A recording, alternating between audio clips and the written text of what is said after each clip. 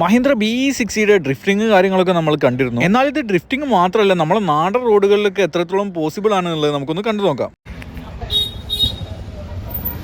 ഈ കണ്ടത് വെച്ചിട്ട് റോഡ് പ്രസൻസിന്റെ കാര്യത്തിൽ ഒട്ടും ബാക്കിലല്ല.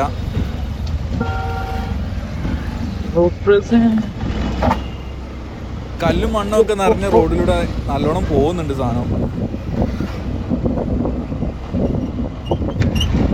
കണ്ടിട്ട് ശരിക്കും ഒരു 21 ലക്ഷം രൂപയുടെ ഒരു വണ്ടിയുടെ റോഡ് പ്രസൻസ് അല്ല, വല്ല ലംബോർഗിനിയുടെ ഒക്കെ റോഡ് പ്രസൻസ് തന്നെയാണ് ഇതിന് ഏതായാലും ഉള്ളത്.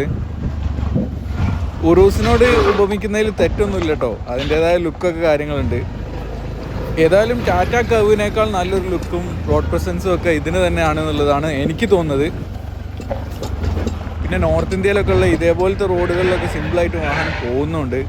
ഏതായാലും നിങ്ങളുടെ അഭിപ്രായം നിങ്ങൾ അറിയിക്കുക. പലർക്കും പല അഭിപ്രായങ്ങളായിരിക്കും. ഏതായാലും ഇത്രയധികം ഫീച്ചേഴ്സ് കാര്യങ്ങളൊക്കെ ഈ ഒരു പ്രൈസിൽ അത്യാവശ്യം നല്ലൊരു സെഗ്മെൻറ്റ് തന്നെയാണ്. ഏതായാലും ഇലക്ട്രിക് വാഹനങ്ങൾ നോക്കിയിരിക്കുന്നവർക്ക് നല്ലൊരു ഓപ്ഷൻ തന്നെയാണ് മഹീന്ദ്ര B60. നിങ്ങൾ ആദ്യമായിട്ടാണ് നമ്മൾ പേജ് കാണുന്നതെങ്കിൽ ഒന്ന് സബ്സ്ക്രൈബ് ചെയ്യുക, ബെല്ലൈക്കൺ